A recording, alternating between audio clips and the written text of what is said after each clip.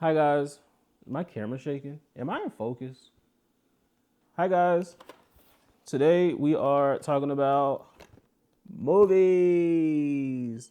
If you're familiar with Letterboxd, you'll know that if they're on the red carpet or if they are, or if just on their Instagram or on their website, social media platform, I guess it's social media technically. They ask people their four favorite movies, or if you're on the website, you can put your four favorite movies on the top of your profile. So today, I figured as a creative filmmaker, photographer, storyteller, all these things, lover of movies, I wouldn't necessarily call myself a cinephile because that's like a deeper level commitment. But I just love watching movies and stories. So, did I introduce myself? My name is Jaquan, filmmaker, photographer, storyteller, creative man existing in the world, believer in Christ, all that. And I'll be talking about my four favorite movies. I'm going to start with I'm going to list them in no particular order, and I got some honorable mentions. And I'm gonna start with the Black Orpheus first because I don't have a physical copy of it. I literally just ordered one before I started recording this. And I normally don't order physical media like that online because tricky shipping. Tricky shipping. I don't want it to arrive damaged, broken, torn, whatever. So I just ordered one. Hopefully it's here. Well, it should be here within the week.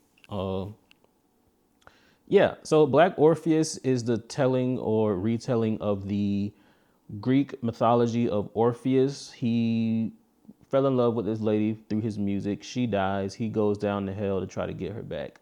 That's the gist of it. This is a retelling of that story, but through a Brazilian lens. It's based in Brazil. I don't remember where specifically, but it's based in Brazil. It shows it's not there's a lot of singing in it, but it's not so much of a musical. I'm not a big fan of musicals personally. At the same time, this one kind of just draws you in.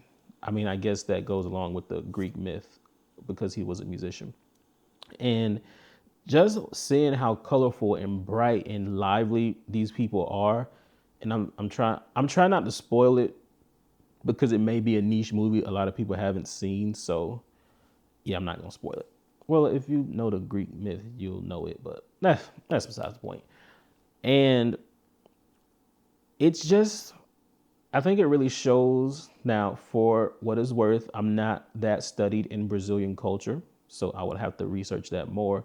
It's always been on my travel bucket list. So watching this, granted, it's based in the 60s, late 50s, early 60s. So a lot could have drastically changed by now, which is 2026. Yet it's such a rich culture. It's great acting. Now, for what it's worth, it is in Portuguese, so you will have to watch it with subtitles. But I think even if you watch it without subtitles, you can get the gist of the movie. I found this movie. We used to have these, like a group of friends used to have these movie nights on Sundays where we would just all get together and watch a movie. And this is where I first saw it, and I fell in love from like the opening scene. I I love different movies for a lot of different reasons. This one, it it's the '60s. It has its technical flaws, but I think those flaws make the story richer and makes it more centered in reality to where you can see yourself in the same predicament. There's one shot I may put it on the screen. Don't hold me to that. If I'm saying that, it's probably not there. But there's this one shot of like, it's like an overhead shot down this stairway. And it's such a good shot. As a photographer, I'm a sucker for great shots where it's like, we can freeze this one moment right here and that can be the whole thing. But yeah, that is the first movie in my top four. And next we have Scott Pilgrim versus the World. It's probably not going to be in focus because I don't use autofocus, but you can see the cover. And I'm sure people know this movie. Starring Michael, Sarah. Story about this dude meets this girl, likes her, wants to date her. She not feeling him at first, gives him a chance, and to get her, he has to defeat all her evil exes. I know it's a hearing that explained, and it's like a combination of real life and animation and a blend between the two. It's got comic book effects. He's in a band. It's an extremely dramatic and animated rom-com, and I just love fun and silly movies. I'm contrary to what it may seem like. The things I make can be very serious, but the things I enjoy are very like unserious, and I'm very like unserious in personality. So it's a fun movie. Who else is in it? I think Audrey Plaza, the white lady, Chris Evans. It's a lot of people that it's like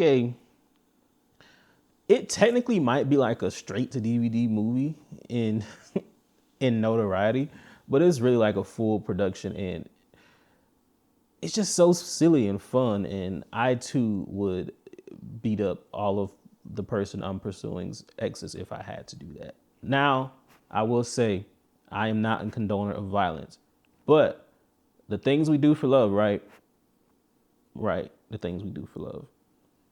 Anyway, that was Scott Pilgrim versus the World. Fun movie. You got comedy, you got action, you got good fights, you got love, you got romance, you got Ramona. She's constantly changing her hair color. If you're familiar with Lil Uzi Vert, music artist, he has a song called Scott and Ramona. Great song. I highly suggest you listen to that song too, and watch the movie. Next, we have this is, I would say I'm open to discussion, but I'm not. I am going to make this stance right now. This is the greatest black movie of all time. And that movie is, guess it before I say it. We're going to say it on three. 1, 2, 3. Friday. Friday is the greatest black movie of all time. And here it is, deluxe edition with special features, all that stuff. Got it from Barnes and Noble, Barnett and Noble. Friday is the greatest black movie of all time. You got Ice Cube. What's that man's name? Not Chris Rock. Chris Tucker. All-star cast. Rest in peace to John Witherspoon. Rest in peace to Tiny Lister. That's his government name, right? Rest in peace to Debo. Rest in peace to all the people that star in this movie that have since transitioned. If you don't know the story, I'm not even going to explain the plot of Friday, because if you don't know the plot of Friday, I'm not judging you, but I will tilt my head like a doodle in confusion. Friday is the greatest black movie of all time. You got a black family. You got a black neighborhood. You got black problems. You got black joy. You got the neighbor that you might be a little too familiar with, but y'all cool. You got the neighbor that they act a little funny, but they still cool at the end of the day. You got strolling through the neighborhood. You got going to the corner store. You got doing your mama a favor. You got getting locked out of the house. It's such a black movie. It's a great story, great camera work, great cinematography, great. And it's like such a simple story to follow, yet such a story I'm sure most, if not every black person can relate to. Even if you didn't grow up in LA, California, I, as a born and raised South Floridian, can relate to this movie.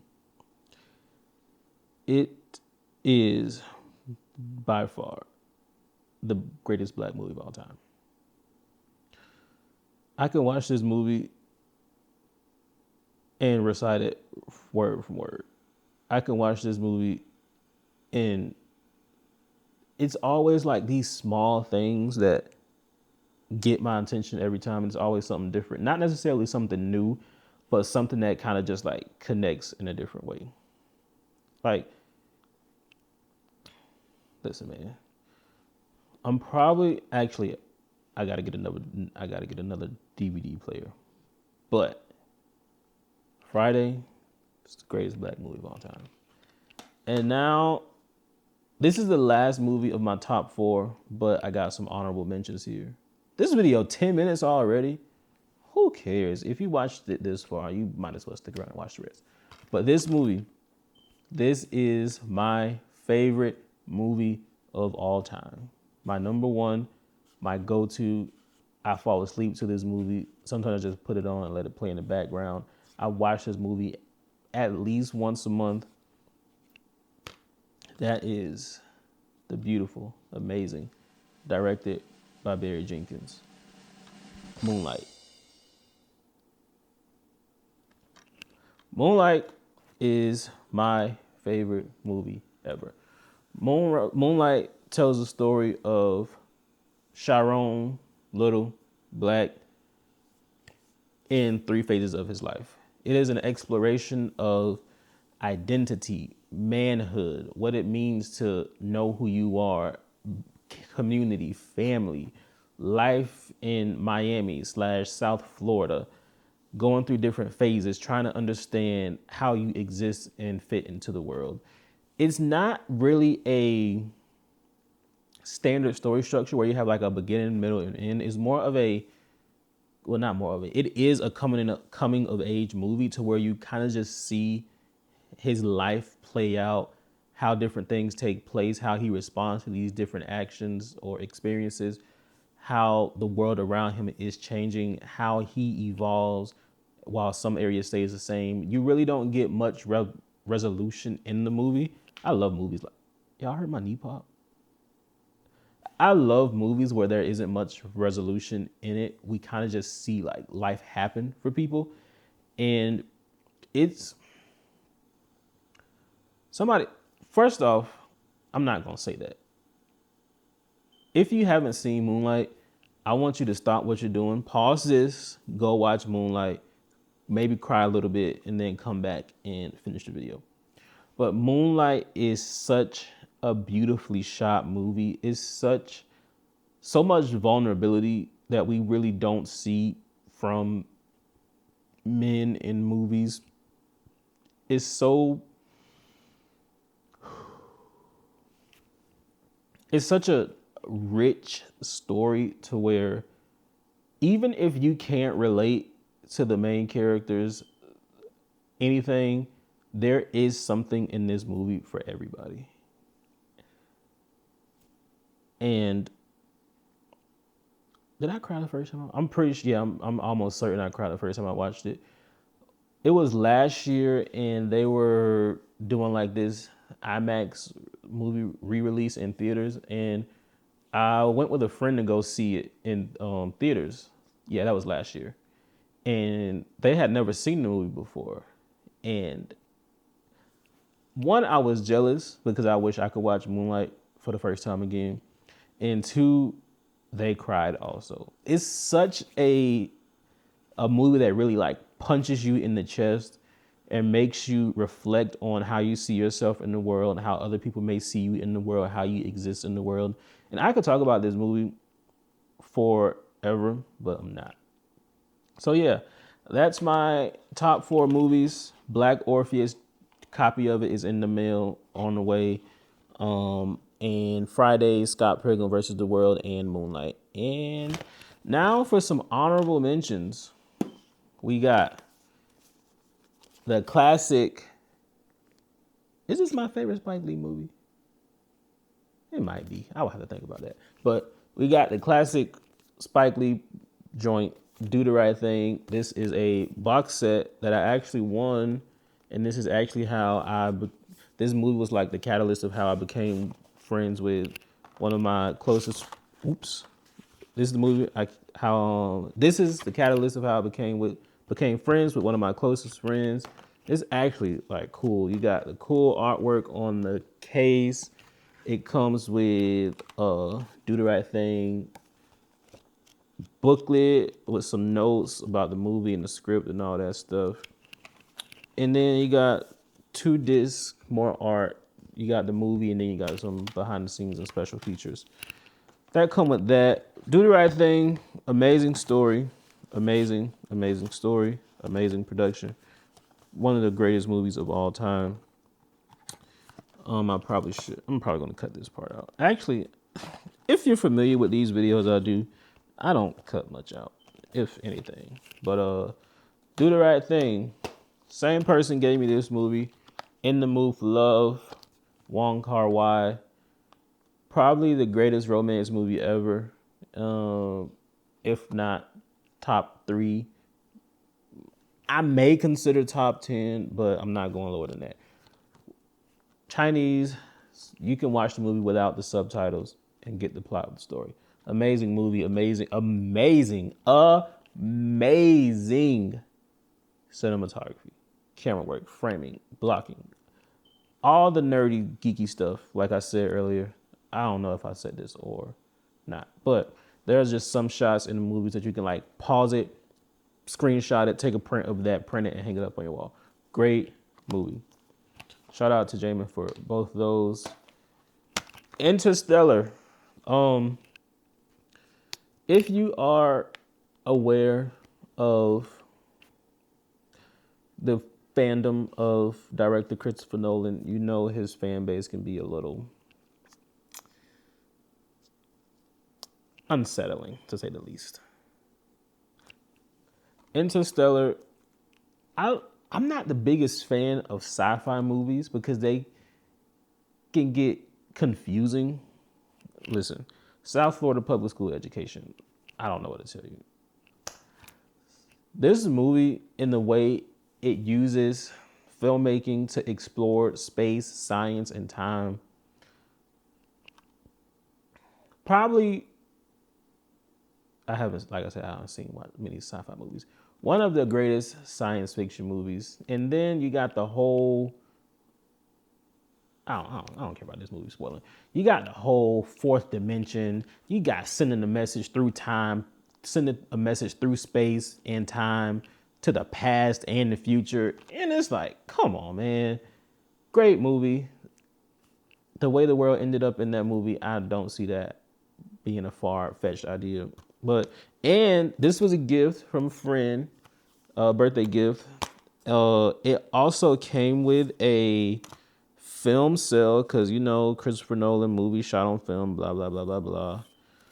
It came with a piece of the film. I doubt you can see it. I'll probably insert a shot so you can get a better look at it. Of it, this is not Angelina Jolie. What's this lady name? Anne Hathaway. Yeah, Anne Hathaway. Anne Hathaway, right? Yeah, Anne Hathaway. Shot of her in the spaceship. I'm going to overlay a shot of this exact one right here on the screen. Anne Hathaway, great collector thing. I have a very niche collection of just like stuff I enjoy and like. So, yeah, that's Interstellar.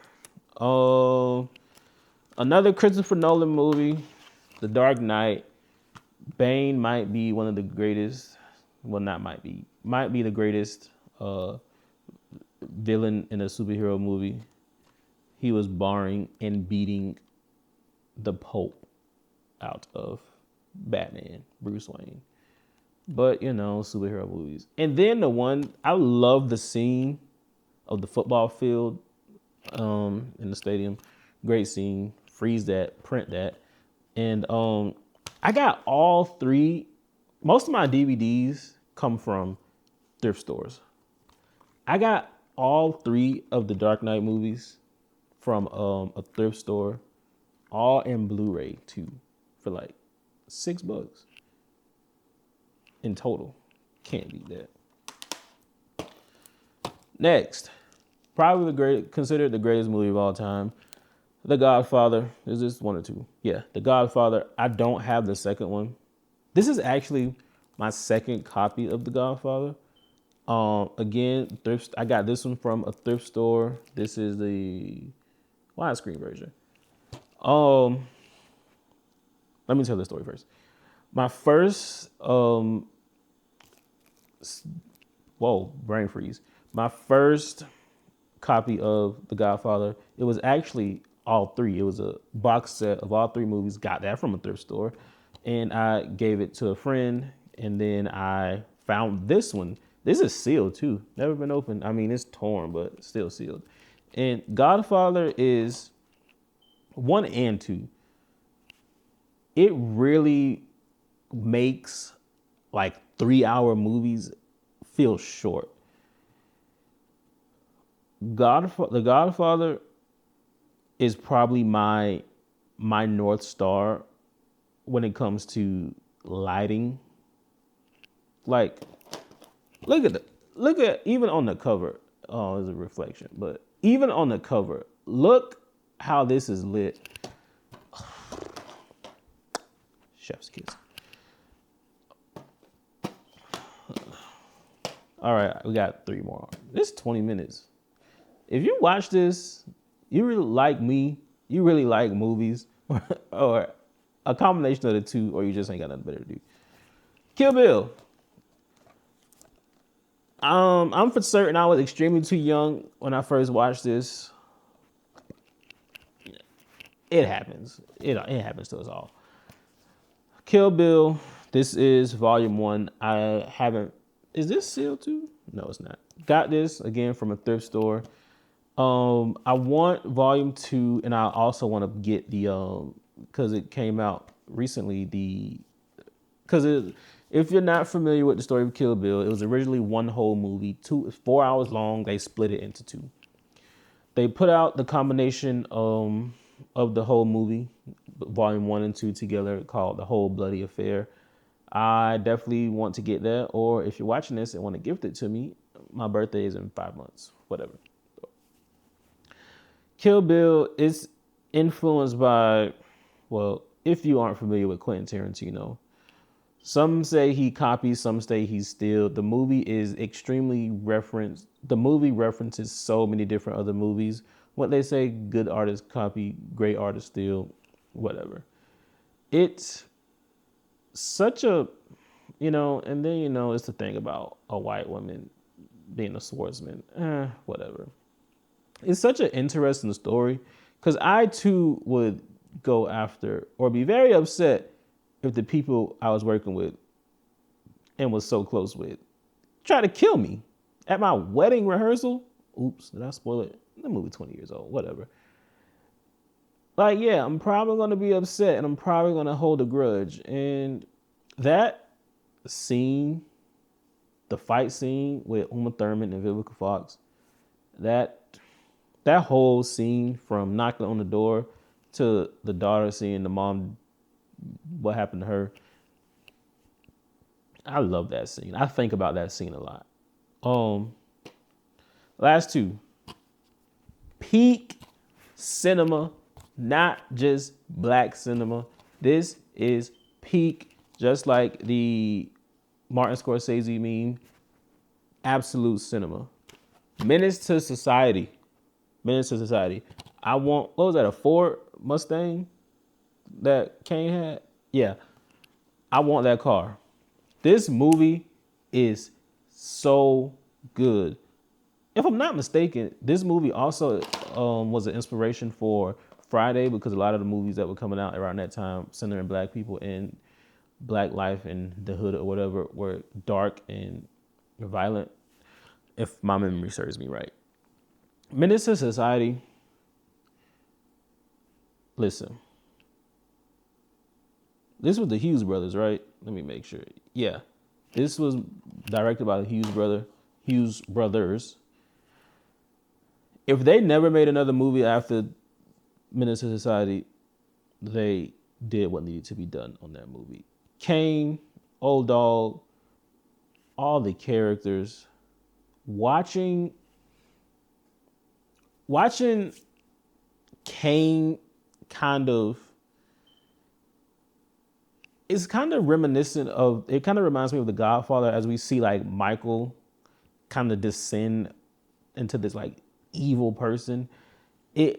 Kane is kind of the same, but the issue with Kane is like he was trying to play both sides and playing both sides, not in terms of like with people, but he was trying to have one foot in, one foot out.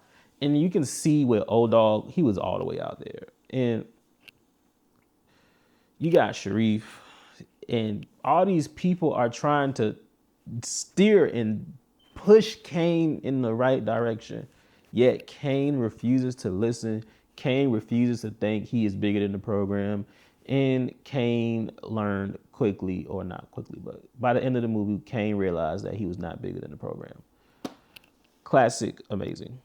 And last but not least, why is this video 25 minutes long?